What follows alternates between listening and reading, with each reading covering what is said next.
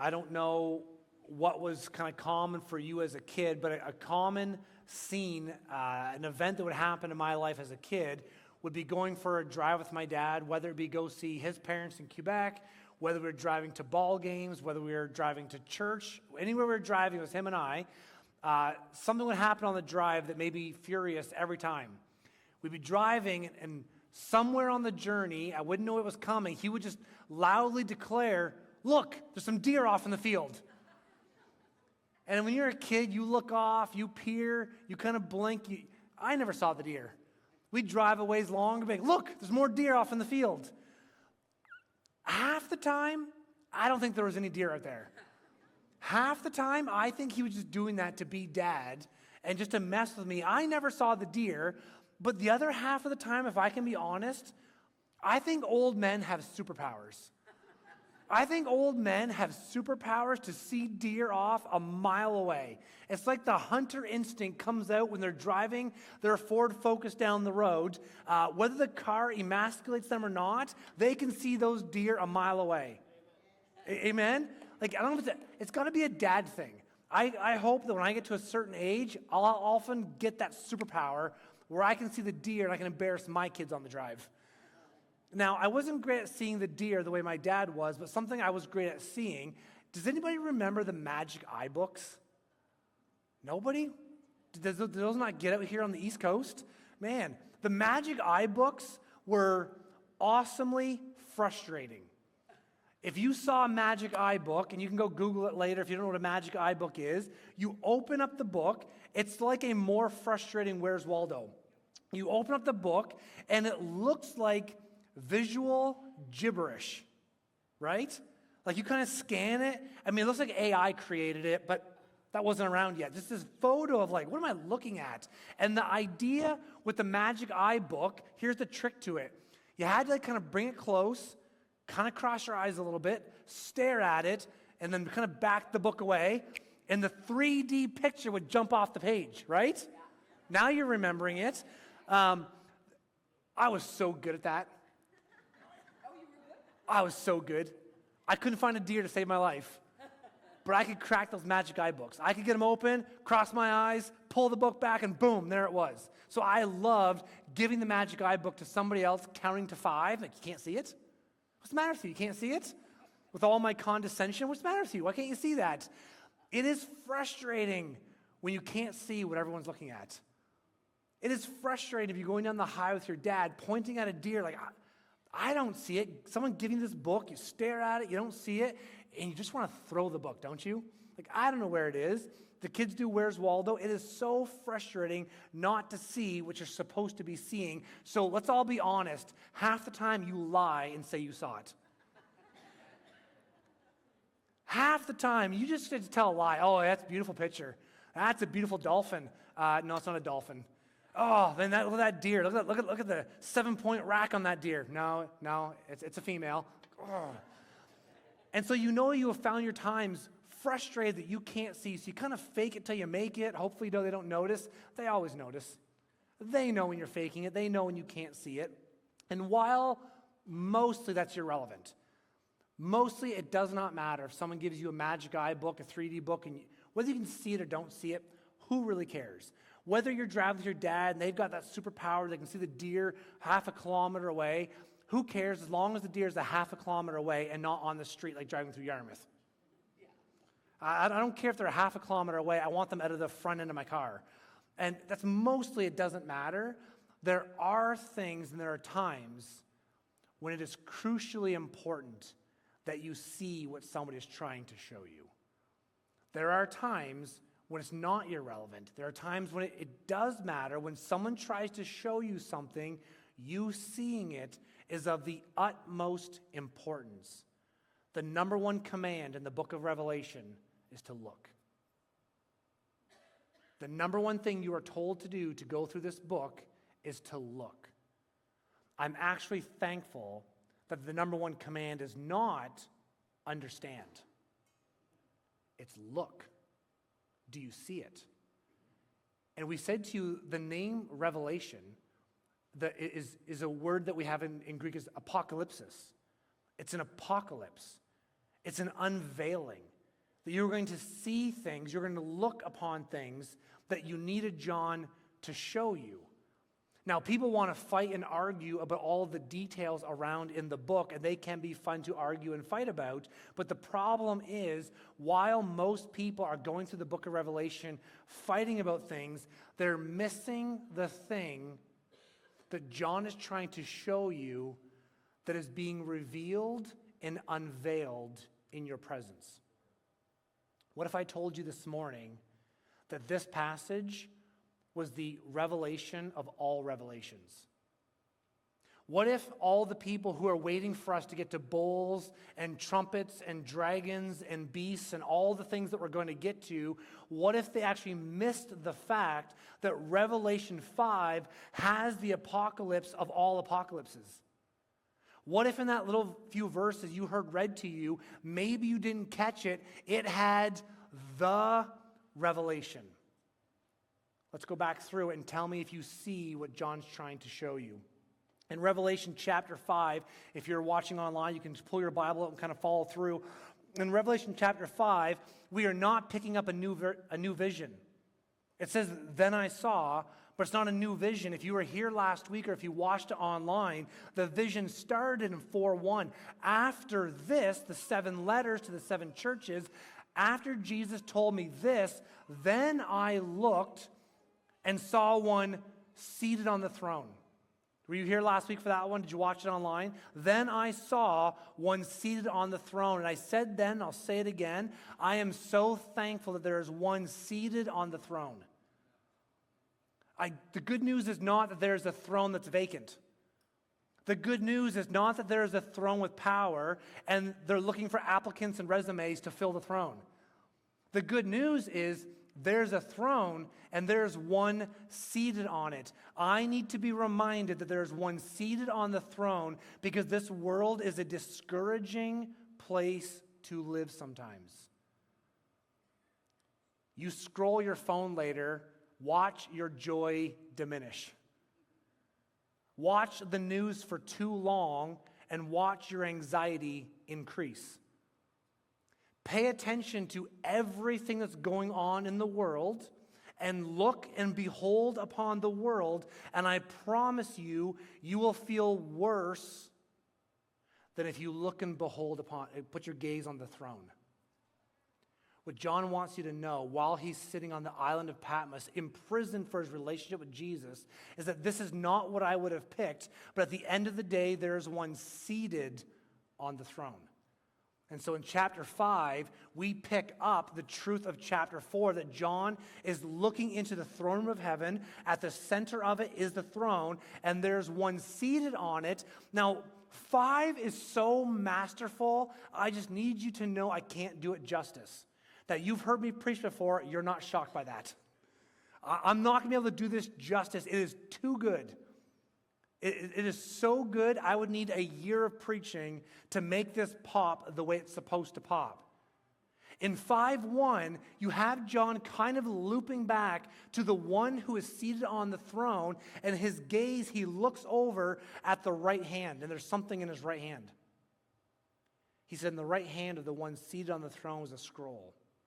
The right hand is the hand of power. The right hand is the side of power and authority. The scroll was the object that you wrote down things of importance. You dictated rules and decrees, and you put them on the scroll and you sent them out. You recorded scripture and lineage and heritage, and these scrolls were so important and sacred. And so even in our last 100 years, they discovered the Dead Sea Scrolls of infinite value and importance. These were so significant. So what does it mean when you have a significant scroll in the significant hand of the one who is the most significant? He's seated on there, and the significant scroll with the significant contents is not in the hand of the most significant one. The Greek is actually on the hand in the right one. See, what you need to see is that God is not grasping the scrolls to not be opened.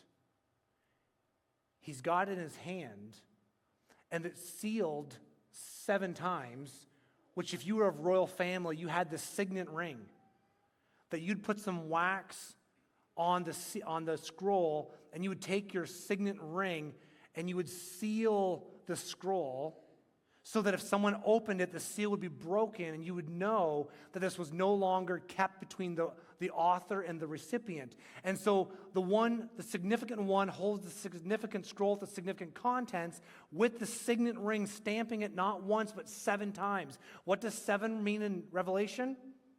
Exactly. Completeness. I knew you all knew that. So it's not literally 7 seals, although the imagery is powerful. It is completely sealed up, wholly sealed up in his hand. He's not afraid of someone to get it. He's waiting for the one who is worthy to take it and open it up. And so you have John peering into heaven, seeing the one seated, holding the scroll, and the angel stands up, this mighty angel stands up and says, could the one who is worthy step forward and open the scroll?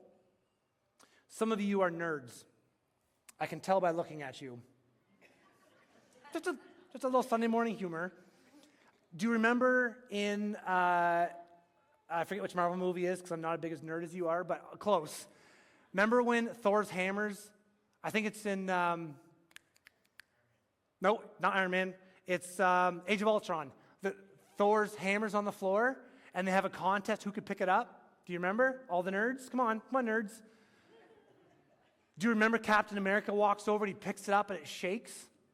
And because whoever yields that weird name of Thor's hammer, thank you, is worthy of ruling Asgard. And if you're nerdy enough, you know when you get to Endgame, the hammer's there, and who comes and picks it up? Oh, we need to increase our nerds in the room. The nerds are shy. Captain America picks it up, and the theater goes crazy because Captain America is now worthy. He has picked up the hammer. There is this divine imagery being played out in Hollywood. There are so many times Hollywood is trying to capture divine heavenly imagery that he is not scared of one opening it. He is waiting for one who is worthy to open it. And so the angel calls forth the one who is worthy, and nobody comes forward. Nobody moves. And John writes down nobody above, nobody on, and nobody beneath. That's not meant to kind of describe a Trinitarian creation. It's trying to say there's no one anywhere who is worthy to pick it up. That's going to be mirrored at the end of chapter 5 when it says all those above and on and beneath sing worthy is the one. No one is worthy, but they are all going to see the one who is worthy. And at the declaration that nobody comes forward, something really interesting happens. John starts sobbing. Now, if you want to have some fun theology, which this just even reminds me this is a vision of heaven because there are no tears in heaven. John is peering into heaven. He's having an apocalyptic vision. He's not physically standing in the throne room of heaven. He's peering in, and it's like heaven is right there, and he's realizing there's no one who is worthy. The tears are because the significant one holding the significant scroll with the significant message is the message of God's redemptive plan. See, in chapter 4, verse 2, he says, I'm going to show you the things that are to come. Things that are going to take place. And the things that are going to take place are the things where God is going to make what is wrong on earth right. The things that are going to take place are the Lord's Prayer. Our Father who art in heaven, hallowed be your name. Thy kingdom. The way thy kingdom is going to come on earth as it is in heaven is in the scroll. Can you imagine standing what feels like fingertips away from the way, the method, and the strategy for how God is going to restore and renew this broken and hurting world. Anybody have any hurt here? Anybody experience any pain in this room? Has the damage of sin affected you or your family at any point in time on this journey? The scroll holds the answer to how God is going to restore and renew all things. And John weeps, starts weeping at the thought, I have seen the worst of this world, and there is a scroll right there that is the key to the redemption of all of the world, and there's nobody who can open it. It says he weeps loudly. Now, some of the toughest men I know are right here in Southwest Nova. You're not exactly known for your weeping, men. John doesn't know how to describe the depth of the weeping. Eugene Peterson, in his translation, says, John wept and wept and wept. The repetition for how significant that John's weeping, like, I cannot believe I am this close to seeing the redemption plan opened up and we're not going to see it. And he crashes down and he's weeping because who is going to bring redemption onto this earth? And then out of nowhere, not an angel, one of the elders steps forth and says, weep no more. That doesn't really translate to us, does it? You ever had someone when you're crying say, weep no more? Heavens no. It actually should read, stop crying. Or, if I can be so brazen, knock it off. Now, the Bible does not say this, but I feel comfortable with, if you're going to cry, I'll give you something to cry about. I was raised wrong, I get it. It's not that aggressive. So picture that come back 1.5 notches. It's not, I'll give you something to cry about, but it's also not coddling. The elder's not coddling the guy who's crying. There's an element of stop crying. There is one who is worthy, and he's behind you. I know it looked like no one on heaven and earth was going to step forward, but he's here. He's here. And the elder says, weep no more. Behold, the Lion of the tribe of Judah, the Root of David, has conquered so that he can open the scrolls and its 7 seals. Again, Eugene Peterson says, rip through the seals. I love that. Rip through them. There's one here who is worthy, and he's going to crack it open. Now, here's where the weight of this passage should be increasing on you. But unless you have a strong Jewish history, it might not be. When he says the phrase, if you have it behind me, the Lion of the tribe of Judah, that's Genesis 49:9. Think about that for a second.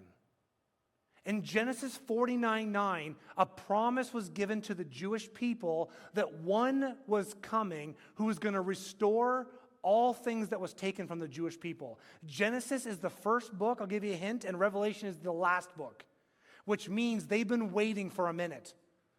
The Jewish people have been enslaved and in captivity for 400 years. That's just to Moses' day.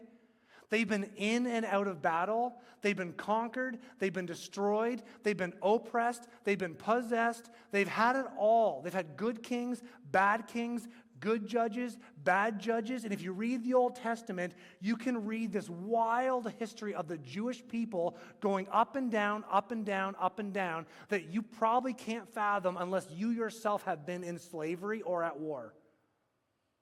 And for generations upon generations upon generations upon generations upon generations, men of God would step forward and say, I know this is hell on earth. I know what you're going through. I know your pain. I know you're God's people. I know you're suffering. But there's one who is coming who's going to make everything all right. They called him the Messiah, the Anointed One, the chosen one. There's one coming. And the imagery of the lion was just a start of the imagery of this conquering warrior who would come back with sword in one hand and scepter in the other. Our leaders don't walk around Canada with swords and scepters, so the imagery is lost on us. But this was an idea of the Messiah would have political and military power. The Jewish people would not just be flipped over in their narrative. They would conquer their foes. The rider would come on the horse with his sword. He would vanquish their foes. They would no longer be pushed around. The Messiah would be their prize fighter to come back and make everything right. It's the little kid in the room who got bullied in school, but you only got bullied until Big Brother showed up. Because no one's going to pick on little brother when big brother shows up. There's this idea that the Messiah was coming. I know you've been pushed around and picked on. I will come again, and we will deal with your enemies. But it's not just your battle. I'm going to set things right politically, too. I'm going to rule you, and I'm going to reign over you for your good. And they had this imagery of this conquering warrior who would come and set the world right. And so they kept looking to political leader after political leader. Now, one of the things I'm thankful for in 2024 is that we no longer put our hopes in political leaders. One of the things that, I know there's complications living in this day, but I am at a point where people are not banking on Trudeau fixing everything. I'm so thankful from the bottom of my heart that in the church, people no longer fight over which government and which side and Trump and Biden and all. I'm so thankful that the church doesn't get caught up in that anymore.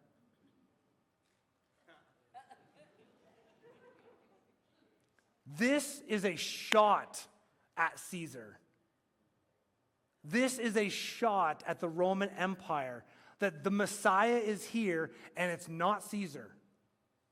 We honor our leaders. We do not put our hope in our leaders. Did you hear me?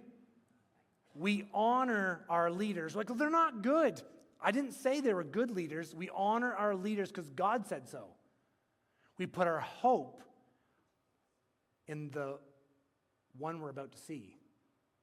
And so John's like, man, he's here. He's in the room. Yeah, behold. Behold him.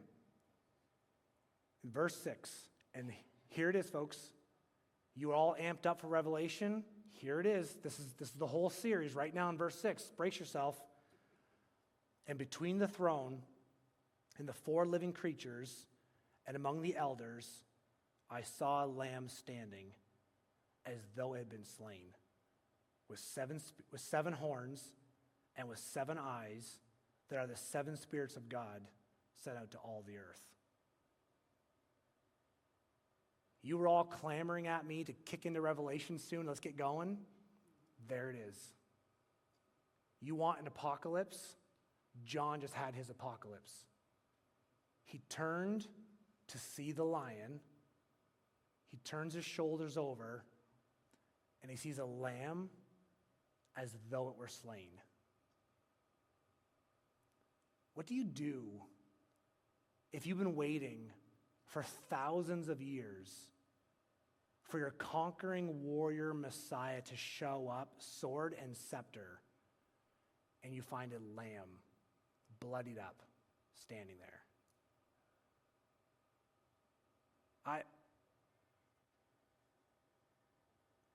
I don't know what kind of fighter you want on your side, but I know the fighter I want on my side.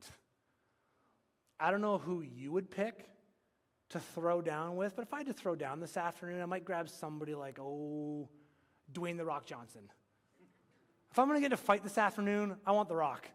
I want 6'5", just yoked beyond measure because he ate his Wheaties every single day and nothing else. Football and wrestling. Like, if I'm going to get in a fist fight with Dave Hockley, I want The Rock beside me. I want The Rock on my side. I want somebody who can throw down, and when I get beat to a pulp, I want The Rock to step in and protect. I don't know who you would take to a fight. I want The Rock. I don't want Pee Wee Herman. If I'm going to a fight, I want someone who looks like a fighter. I don't want a lamb. I want a lion. I want somebody who can put pain on people in front of me who are pushing me around. I want someone who can make the opposition bleed. I do not want my warrior to be a little lamb. If you've been reading any Daryl Johnson stuff going through this series, he says there's a powerful picture going on here that's lost on us. John, who's not afraid to use lamb imagery in his books, and if it is in fact John who wrote the Gospel of John, John 1:29, they're out there hanging around, and John sees, and he says, "Look, behold, comes the Lamb of God to take away the sins of the world." But the Greek word that John uses in chapter 1 of the Gospel is the Greek word you would use for like an adult lamb, a sizable lamb. When John sits down to pen the words of the vision that he had, expecting the lion to be behind him, and he turns and rolls over and sees what he sees, when he sits down to write, he doesn't grab the Greek word for the adult lamb. He grabs the Greek word for the baby lamb. What is he doing? What kind of hopeful image is to roll your shoulders over and expect a lion and to see Mary had a little lamb bloodied up? Is that what you want? That's not what I want. And John rolls over and says there's this little lamb as though it had been slain, as though it had been slaughtered, bloodied up. But he says this little lamb, this image of innocence, has 7 horns on its head.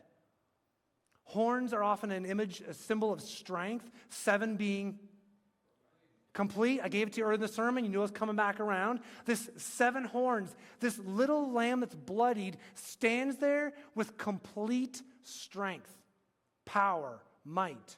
And he says he has 7 eyes, eyes being insight and wisdom, and 7 means it's this little tiny bloodied lamb with complete power, complete insight, and complete wisdom conquers and walks out the Messiah calling, not through brute force and strength, but through bloodying himself up on the cross. And John turns and sees it. Now, I don't know what you see, but do you see it? Do you see the little lamb covered in blood, not to be grotesque for grotesque's sake, draped in power, in wisdom? The bloodied lamb, can we just be honest, is a foolish image. Paul says the gospel of Jesus is foolishness. It's foolishness to the world. But to those to us, it's salvation. It's wisdom and power. The blood on the lamb, what we're supposed to see is our blood on the lamb. He died for us, because of us, and instead of us, Daryl Johnson so poetically says.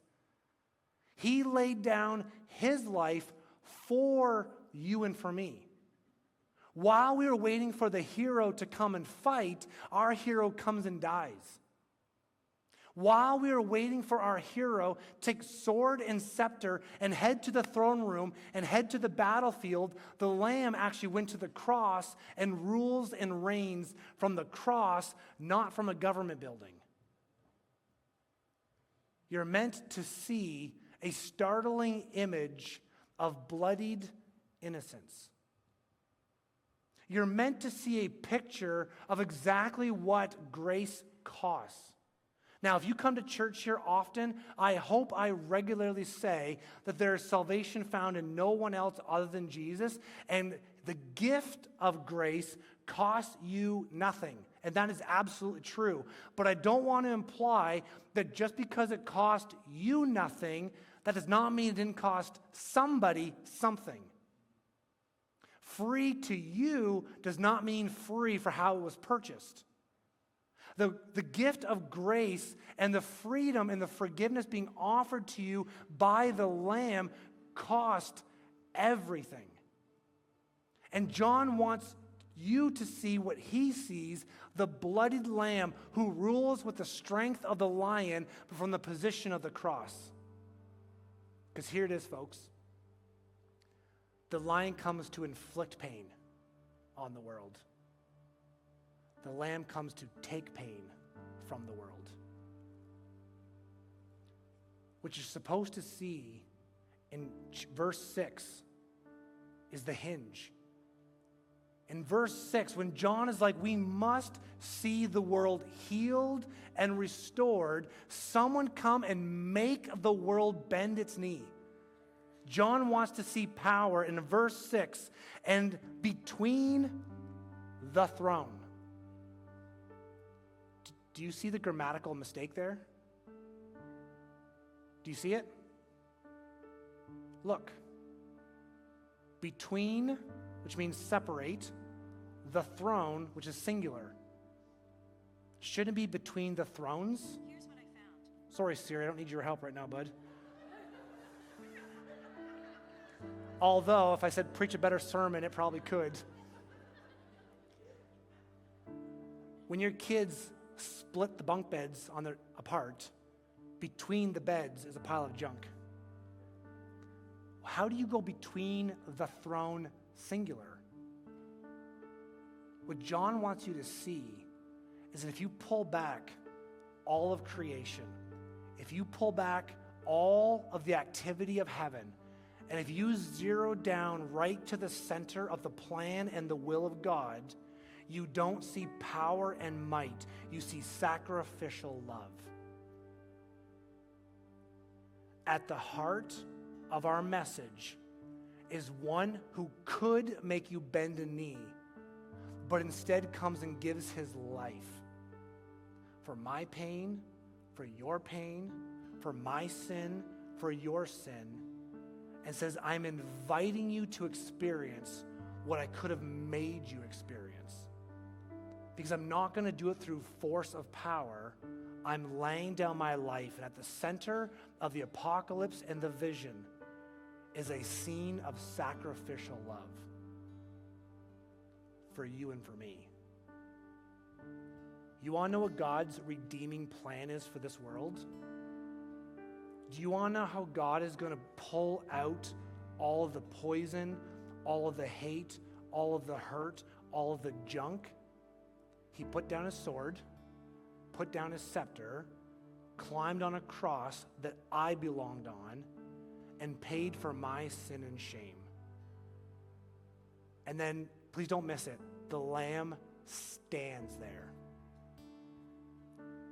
The Lamb took on hell at its finest, took on sin, took on the power of the dark forces. They raged their best on the Lamb. He's bloodied up and standing. Church, you're invited not just to be forgiven and not just to see the beauty of him laying down his life for you. You are invited to live out of a lamb, a warrior that is conquering and victorious.